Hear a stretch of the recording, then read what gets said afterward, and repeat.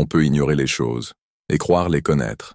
Dans un monde où l'information circule à toute vitesse, beaucoup choisissent de naviguer à travers les mots sans vraiment les comprendre. Avec cette dynamique, deux chemins se dessinent.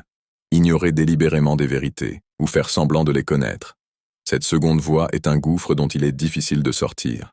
Savais-tu que Victor Hugo a déjà exprimé cette pensée?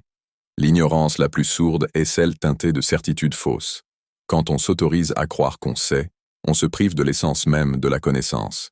Cette distinction profonde, elle transforme notre relation avec le savoir.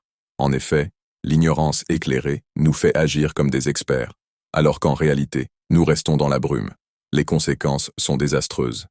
Qui peut prétendre décider de l'avenir s'il ne sait même pas d'où il vient? Chaque erreur est permise, chaque dérapage, amplifié par notre fierté mal placée. Et là, le moment clé surgit. La vraie tragédie, c'est que ceux qui croient tout savoir passent souvent leur vie à s'enfermer dans des certitudes. Cela les empêche non seulement d'évoluer, mais aussi d'inventer.